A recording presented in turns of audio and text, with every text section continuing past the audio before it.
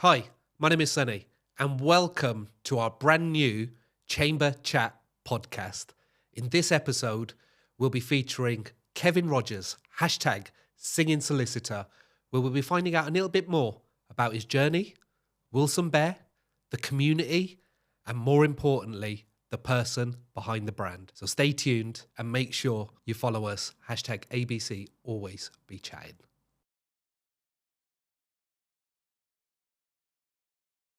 Good morning and welcome to the first ever episode of Chamber Chat. The clue's in the title. I'm delighted to be sitting down with Kevin Rogers, hashtag singing solicitor. Welcome, Kevin. Morning, Sonny. Great to have you on the show. It's brilliant to be here. And this, I think, straight from the local market stall. You bet you can't even see that, can you? Well, Thanks. you buy one, you get one free. Thanks for, going to the effort. So I'm going to go straight into it, Kevin. You have got lots of titles. Chair of Wilson Brown. Yeah. President previously of Northamptonshire Chamber of Commerce. Governor. Careers Enterprise Advisor. But what does it feel like to be the first ever guest on Chamber Chat? To be honest, Where's the rank? I could barely drive here. I was so emotional about it.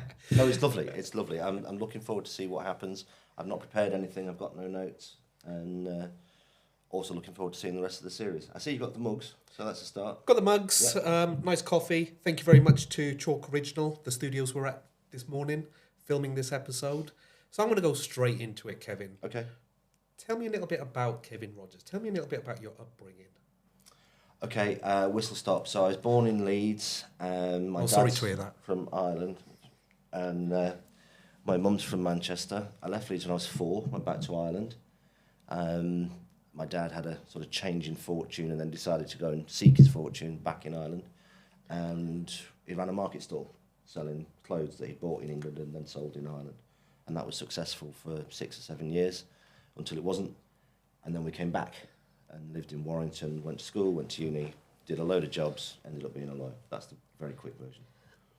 I think that's really interesting. So tell me a little bit more about the upbringings on markets. What did the markets, coming from a market and car boot background, what do you think it taught you many years later, looking back now? It taught me, because my mum used to knit, so we had a little factory knitting jumpers and scarves and tea cozies. Nice. And it taught me that if you sell tea cozies to American tourists and call them Irish hats, they will buy them, because your ears can stick out the side. But it was just about that entrepreneurial spirit that my dad had. You keep your costs down, you take your lunch every day, you don't go off to the cafe every day, you pack the box at 4 o'clock in the morning, and you pack up at 4 in the afternoon and you come home. Long days, hard graft, and you'll get somewhere, basically. No different to reality now, whether you're in work or running a small business. So again, taking it back to your upbringing, brothers, sisters? Yeah, I have a sister and 3 brothers. Do you still stay in touch? Yeah. Good. Yeah, well, I've got to say that, haven't I? So tell me a Some little more bit. than others. Okay. I know you're very big on careers and championing our next generation, and we'll come to that. But what was your experience of school like? School in Ireland was strange because I had to learn Gaelic, Wow. which, I can about remember the national anthem, that's about it. But to them, I was very English. And then when I came back, I had a year off school. I was homeschooled for a year with my mum, and she taught me about the Fokkers. The what? Were the German bankers Oh, okay. in World War One that eventually got involved with airplanes. So I've always remembered those bankers are Fokkers. The next stage then was in school in Warrington, I sounded Irish. So I was always a fish out of water. And often say I'm not really from anywhere, but now I'm, Northamptonshire is my home. And we'll come to that. You're very, very passionate about Northamptonshire, the people, the community, everything Wilson Brown do in terms of championing the community. But again, just taking it slightly back again, so talked about school. Did you go straight into sixth form, university? What were them sort of experiences like? Yeah, I did. I fairly unremarkable. I did the thing you're supposed to do, and then was appalling at university. Interesting. I had to resit a lot of things in my first year, because I was interested in the things that you're not supposed to be interested at. 5 WKDs for a fiver on a student night? Well, Okay. Weatherspoons, I think, owes me all its success. But then I knuckled down. In and around that, I was doing all kinds of different jobs. Security guard, I was a milkman, worked in different bars. There's a hen night restaurant that is probably a subject for a different show. But carpet shop, that was my favourite job ever, was working. I've worked in 3 different carpet shops. I regularly hear, well, not here, I see you post about the carpet shop. So tell us a little bit about that. What was that experience? How did it come about, etc.? How long did you do it for? So I've worked for Paul Air Carpets in Derby, Carpet-Rite and Carpet Depot. Oh, wow. All over the Northwest, in and around, and also after law school, I went back to it. And the thing about when you buy carpets, it's a nice thing normally. You know, you're hardly annoyed at buying a carpet. You're making your home nicer. Even if you're a landlord, you're making it at least lettable. Yeah, yeah. And if you think about the complaints, if someone gets it wrong, it's fixed within 6 weeks. Yeah. So it's a quick turnaround. When you walk into a shop, the last thing you want is, "Hi, what are you looking for? Can I help you?" Happens all the time, by the way. As soon as you walk in. But I used to make a point of being by the door, say hello, a half a sentence, and then walk off. So it was a welcoming greeting. But just before you did the annoying introduction of the sales pitch that they used to tell us every time we go on a course, just walk away. Yeah. And then if that person is a genuine buyer or they're curious, they'll either follow you if they're on it and they know what they want, or when they're ready, they'll walk past 3 other sales assistants to find you because you were the one that wasn't pushing. That's interesting because if we fast forward, say, 20 years from that sort of experience, yeah. If I look at business exhibitions, the Chamber do business exhibitions, and it's always that mindset of the one who pitches the loudest can always win the business. But in this instance, it's a case of taking a deep breath, giving them time, giving them space, allowing them to evaluate what are the options, and then coming and speaking to you. I think that's no different to business now, is it? I think it's really, really similar. Whatever product you're making or selling or service you're providing, if you're not selling, certainly I think that is the mindset now rather than the banging on the desk, I am sold myself, this self-belief and push. That works in a very short-term way. It's a one-hit wonder thing. But, at Wilson Brown, we're not in it for a quick hit and a quick win. We want to be partners through life for both people and their business. And it's the same when you buy a carpet. If you come in to buy a carpet and you go, "I've got this much money," I will sell you a cheaper carpet, the one that's on offer, the one that's on a deal, so you can get the gripper rods and the underlay, still be within your price, and they will come back and they will talk to me and they will bring their friends. So for that underselling, you then have that longevity and you don't have to sell anymore. You're then almost in that position of partnership and helping. That's why we do a lot of free initial telephone calls. Wow. Because it's not now about the quick win. Yeah. It has to be about the partnership, especially in a region like this. We're in Leicester, we're in Northamptonshire. We're lucky enough to still have that village feel almost. Yeah. And it's about partnerships. Yeah, I think everything I see from Wilson, totally agree with you. Trusted relationships being an extension to the business is absolutely the key. And again, I want to pick on that and Wilson Brown very shortly. Kevin, did you always want to be a lawyer? No. Apart from the dream, which is still not dead, of playing for Leeds United, I wanted to be a fireman. Really? Yeah. So much so that when I was at law school, I went back to it and I would help on a volunteer basis sort of prepare fire officers for cross-examination in tribunals or in investigations. So you actually went down the route of exploring a little bit, yeah. And I had a look at the application process, but they don't have a great need for fat white Yorkshiremen. I'm glad you said that. I'm glad I didn't say that one. So tell me then, I'm going to now fast forward a little bit, Kevin. Yeah. Tell me a little bit about your first day at Wilson Brown Solicitors. How did the process actually? How did the process come? How did you get into Wilson Brown Solicitors? So go back to Christmas of, it would have been 2002-03 as it changed, and I had a long chat with myself after a pretty difficult time at work. I worked for a good firm. I had a great mentor and great trainer, but it wasn't going to be right long term. And that was in London. London, okay. And so we decided to make the change. And also there was a big familial part to it. So my mum and dad live up in Warrington, Rachel's my wife, in South London, living even, either side of the river. It was still 5.5 hours drive. So at this stage, you've never heard of Northamptonshire? Never heard of it at all. Okay. It is, in my mind, then a place you drive past between Birmingham and Leicester and Milton Keynes, And so we took a week off work in the March, I think it was, and we stuck a pin in the map. We started in Bristol, we went through Cheltenham, Gloucester, all the way across. And at the end of the week, we'd booked house viewings and looked at different firms. And at the end of the week, I was exhausted. I was bored. I saw the house prices in Wellingborough and Corby and drove past the Guildhall, and we thought, this is nirvana. Brilliant. Let's move here. Compared to the house prices in London, for sure. 100%. Yeah. 100%. And then we decided to move. And we looked at houses in Corby, we looked at houses in Wellingborough, we looked at houses in Kettering, and we looked at firms. I got an interview at Wilson Brown, and the rest worked out. Wow, some story. So tell me about that first day at Wilson Brown. What was your expectations going into Wilson Brown? That I'd be on time. Because I was still living in London. That does help. I was still living in London and getting the train, and I was doing the reverse commute. Everyone was coming in, and I was coming up. I was getting the train up. And my biggest memory was talking to the partner and saying, look, I'll get in 40 minutes early. Is there any chance I can leave at 5 to 5? Because it will save me with the change and the connections about 2 hours. And he Did said, they allow you? He said no. So I did it anyway. Fair play. It doesn't come as a surprise to me. because he wasn't paying attention. And then after a few days, he believed that he had thought it was fine. So that's what happened. And I stayed in the Dog and Duck in Wellingborough for 3 months while we found somewhere to rent.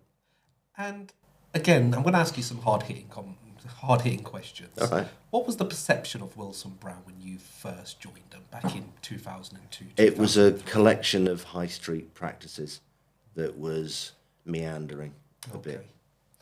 And did you feel at that time that you could see yourself 15, 20 years down the line still representing Wilson Brown solicitors? No, I thought I was going to leave probably in 4 years. To where, I don't know. But, did I see my career forevermore based in Kettering? Probably not. What changed? I think I probably matured, but also opportunity arose. That's debatable, by the way. And I also think that there was I sort of call it, a leading or supporting coalition. There was a lot of like-minded people. Okay. You can't change anything on your own. The firm is nearly 200 years old, but was ready to take the next step, as it is again now. But, back then, it was a firm that each office had lawyers that did everything. Yeah. And they were essentially separate islands. And so over time, the firm began to specialise. So now, mainly the commercial lawyers are in this building, or mainly the family lawyers are in this building.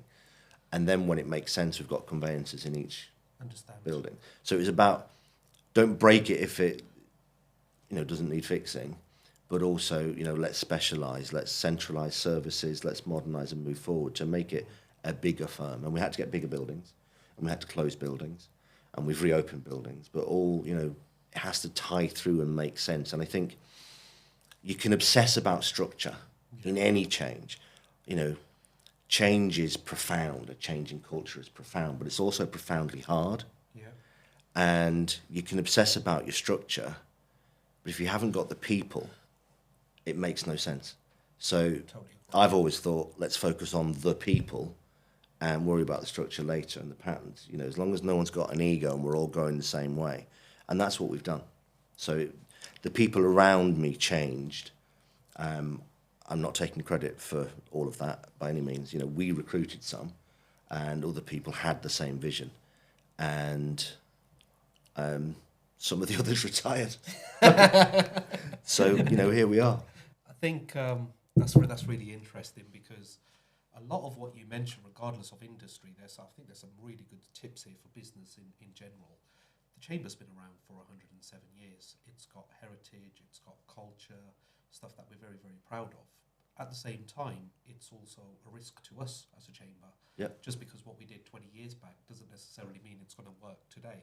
So the ability to adapt, the ability to pivot, I think people is absolutely the key to all of this. Your market days and your market experience will demonstrate people buying to people. And I don't think that part of it's going to change. So I'm going to fast forward again a little bit now. So been at Wilson Brown now for a few years, seen the change, moved offices, etc. Good people coming in, and we'll come to the community side of things very shortly. Everything seems to be going well. How did the COVID impact Wilson Brown and what you guys were working? Because I think from a business perspective, business changed overnight. How did Wilson Brown adapt to the pandemic? So, for me, the biggest lesson was communication. It gave us a real rocket to open up and be even more transparent. And it fast forwarded that process of being more open with staff. We actually never closed. Wow.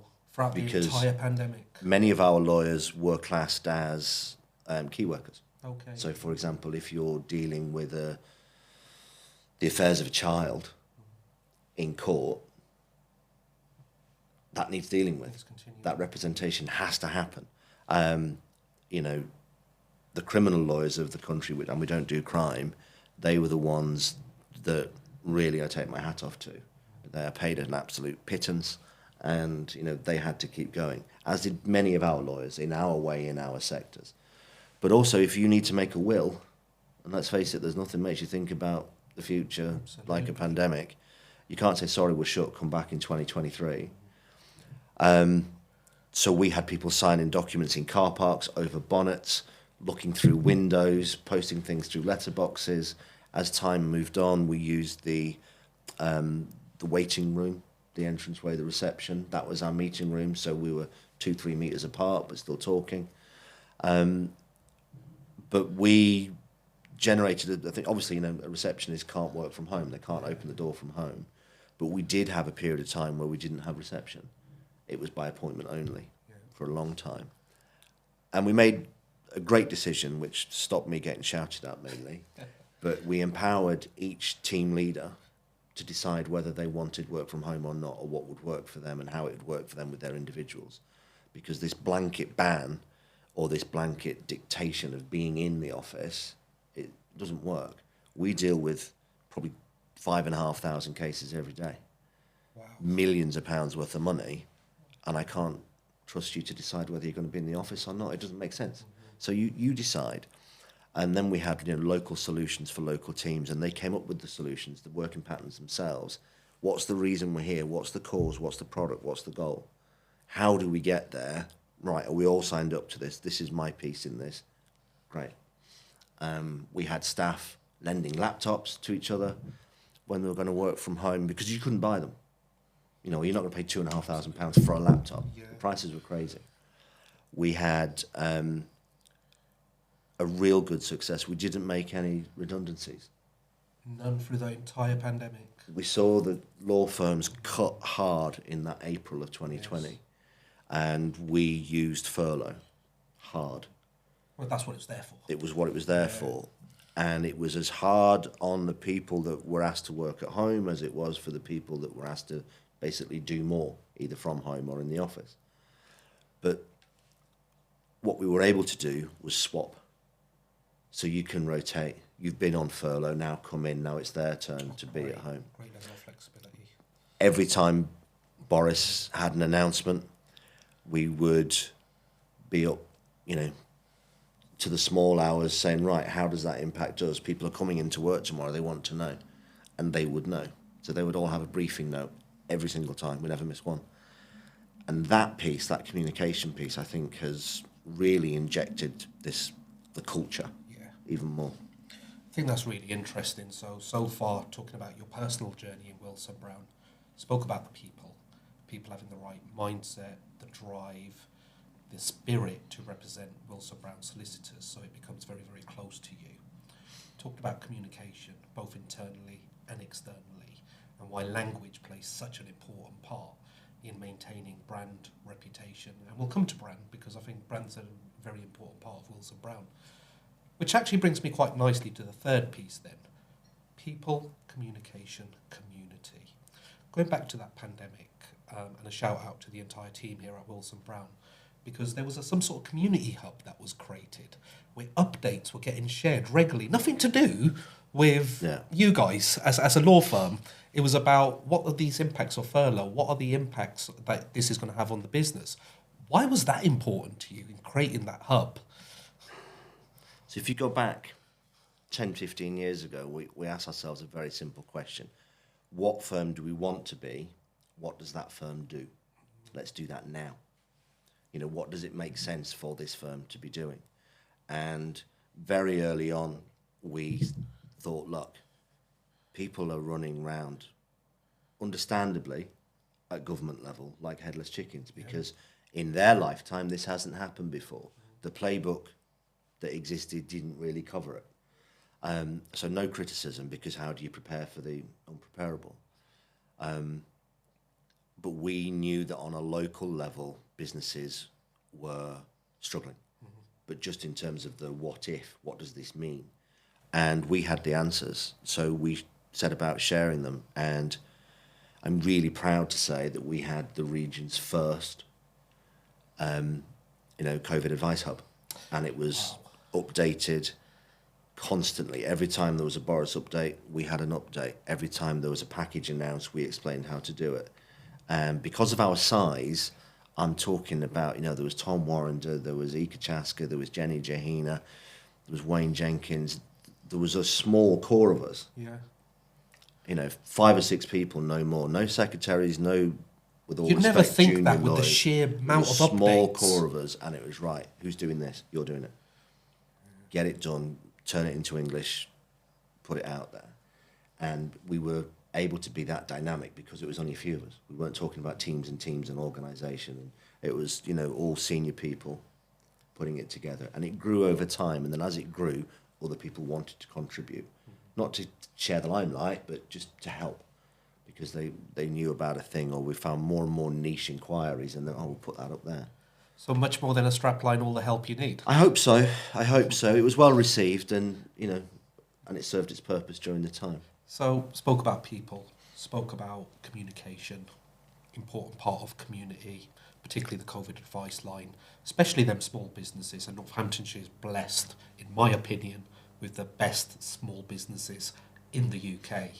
I think we've got a thriving ecosystem. I think social value and social spend is very, very important, especially in the place that we love and adore called Northamptonshire. So, tell us a little bit more about Wilson Brown in terms of your community activities, that social value.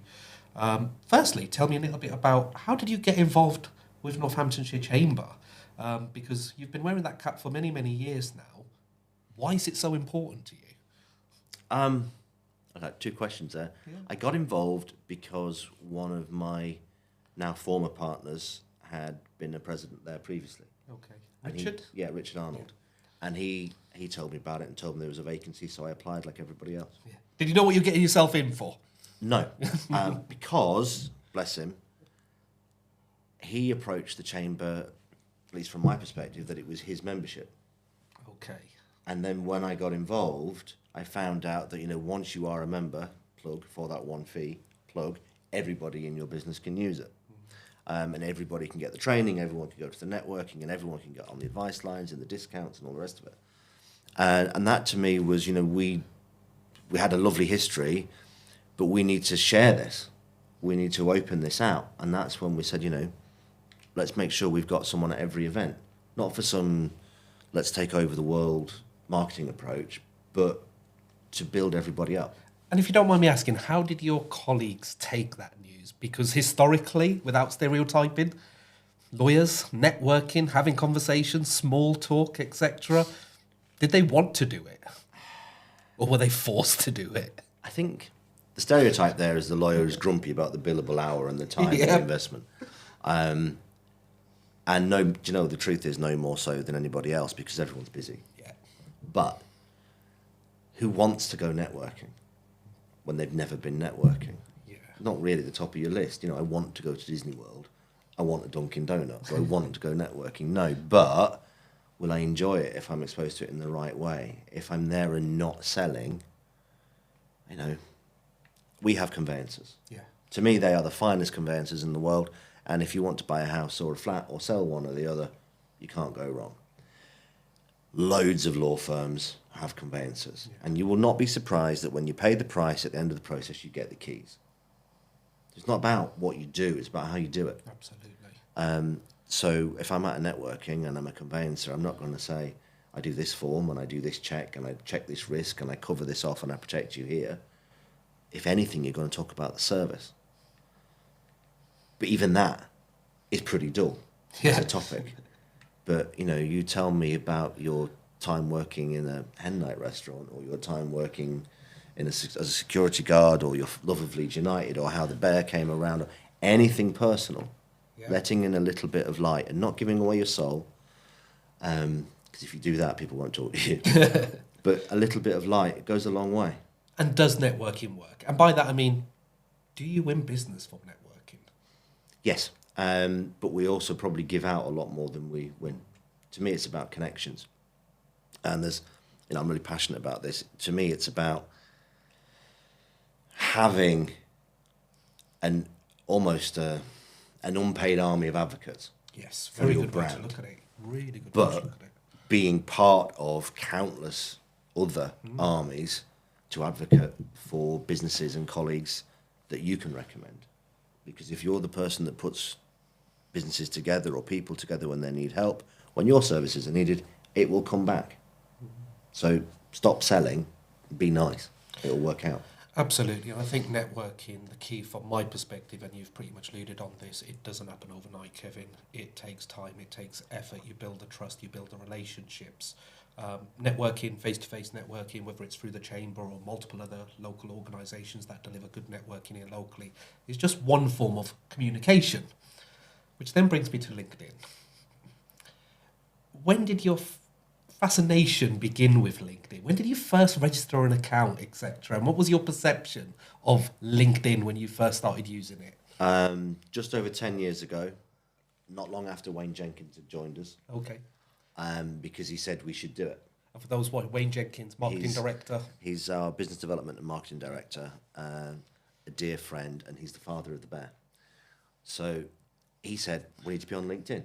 And everybody at the time thought LinkedIn was a CV database. And a lot of people still think that's what it is. I agree.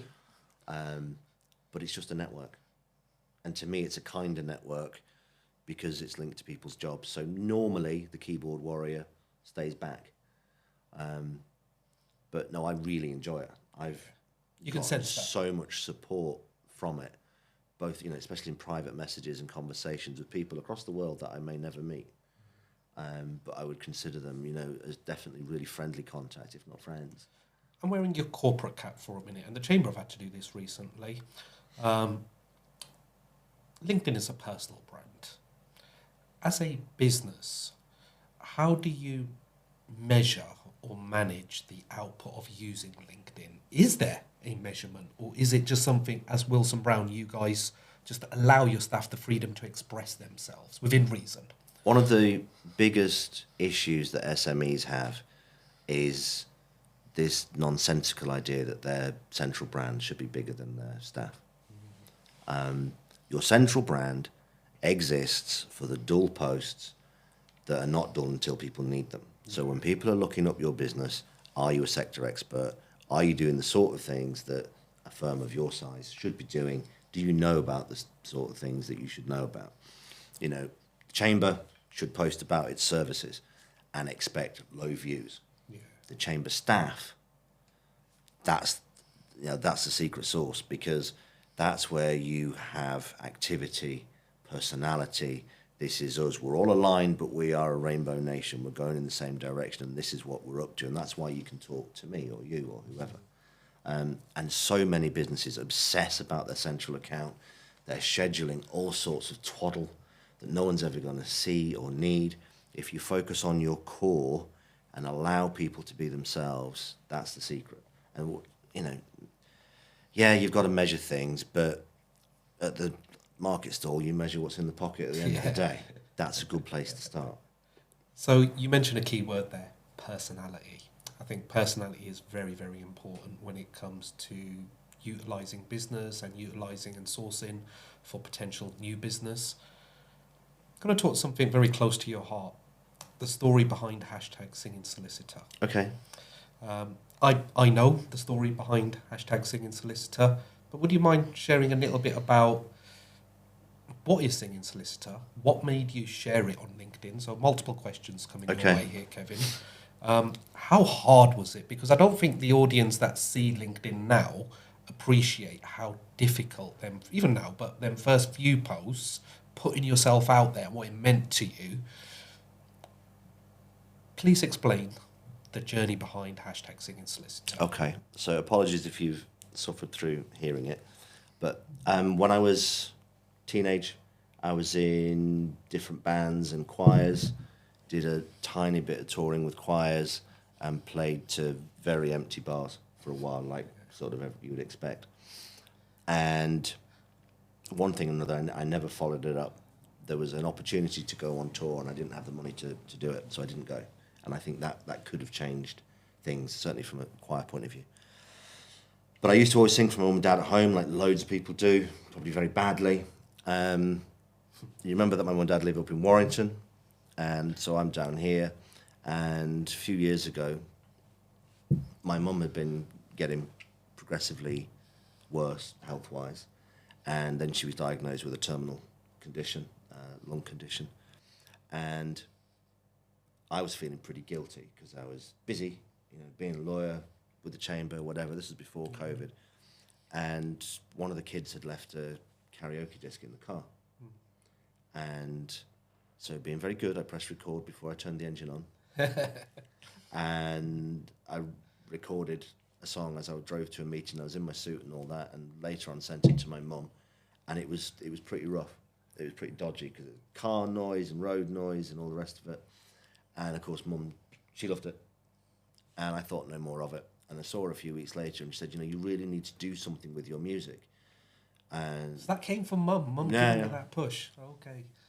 She's a tough Salford girl. Yeah. And she said to me, I remember, she said, you're not going to get on X Factor because you haven't got the hairline or the six-pack.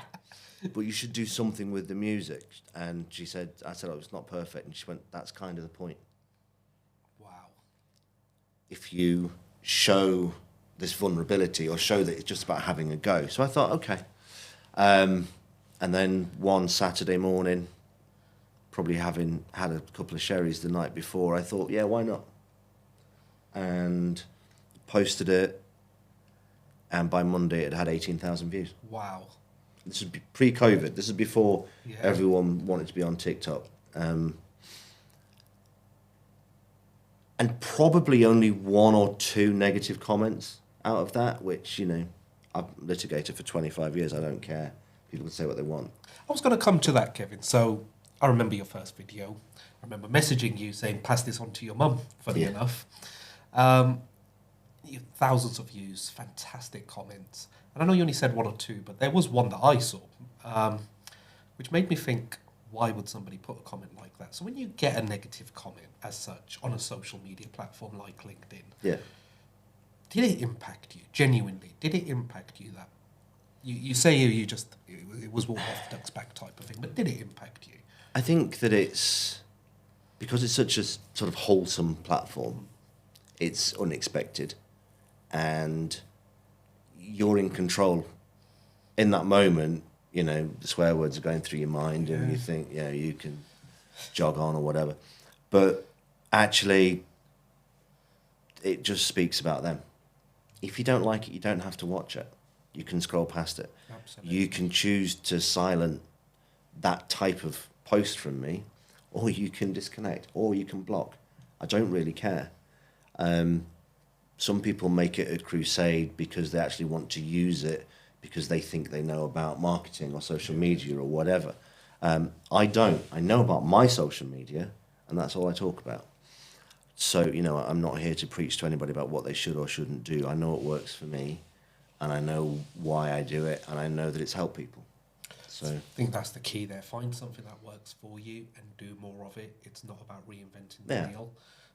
We talk about your brand, we talk about the personal brand, we talked about Singing Solicitor. How did this chap come about? By complete accident. Not planned at all. No, I should say that it's a magical idea, and it has evolved to be a magical thing. But we had an exhibition where we wanted to give away a prize, and really didn't want to do the bottle of champagne again with the business card in the hamper again. So Wayne, almost on a whim, said, "I'm going to get a massive teddy bear." Yeah. And he did. He As you got do. this 5-foot bear, and I was like, "What's that?" And he goes, "Well, it's Wilson. Yeah. You know, Wilson Brown, Wilson Bear." Okay, brilliant. And we raffled it off for whatever social media competition at this exhibition. It was a chamber exhibition, and of course, no one wanted it because it was too big. It's funny, but you don't take it home. It was 5 foot some, and it ended up going to a local charity. Whoever won it gave it to the charity, and they raffled it off, so it raised more money, and it was great. Yeah. And then we got Wilson Junior, which was probably this size, because people were saying that was a great idea. Where's the bear? So Wilson Junior came along, but still too big Yeah. and too expensive, because you can't be giving away a 50 quid bear every 2 minutes. No. Now these, money can't buy these. It does, and it's a lot less than the big ones. But this is technically a Wilson Bear cub. So Wilson Bear is now a thing. It really is. It's evolved over time. We have these, which is how many years you've worked for Wilson Brown. So I've got a little 20-year flag to reward long service, and they're given out every year to staff, who've passed a milestone. And Wilson's a star now as well. Yeah. TV, on the screen. Yeah, he and she and they are promoting our B2C offering. Fantastic. Local TV. I think it shows the human element. We spent a lot of time talking about Wilson Brown, spent a bit of time talking about yourself, and I most probably want to finish on a personal question. What next for Kevin Rogers? For me, whether it's the school that I'm involved in, the chamber work, it's about making things better. It's about constant challenge and driving forward, but with that team around. From the Singing Solicitor point of view, we've raised a lot of money for charity. I'm going to be doing something different. We've had probably 5 singles between us now, so I'm going to be doing something different this year, if that works out. From the business point of view, we're taking the next step now. We're competing in a lot of new markets without turning our back on our old markets. Next month, we're going to France, for example. The first time we've done it, there's a big contingent of us going to represent our commercial property offering. Oh, wow. It's called MIPIM, which, don't ask me what it means because it's off of French. But I've seen a few posts on LinkedIn about it, though. Yeah. Multiple local businesses actually going. it's the largest global conference and networking event for those involved in commercial property. So obviously lawyers, both transactional and contentious. I do a lot of property litigation, so I'll be going there to talk about what we do, but also not to sell, to network, to learn, to try and put people together. It's the same logic as the carpet shop. Yeah. The scale of the thing doesn't matter. I had a barrister friend who got a job in New York and Bermuda, and he was dealing with millions and millions and billions of pounds of claims. And he said, "Kevin, it's just zeros. The law's the same. You're still talking to people in a room." And so if we take that with us for whatever we do, and if from my point of view with what I do for the chamber, if we take that with us, it's actually really simple. The approach is the same in any of these sectors. I think that's really exciting times, and I think there's been a lot of takeaways from this chamber chat, whether that's people, communication, community, selling, in terms of engagement, because a lot of this is about engagement, brand, and I think the key is that don't always reinvent the wheel. Find something that works for you, do more of it. So just before we say bye-bye to you, Kevin, we're going to finish this chamber chat, as we are going to do multiple ones moving forward, with a quick fire round. Okay. So bear with me a moment.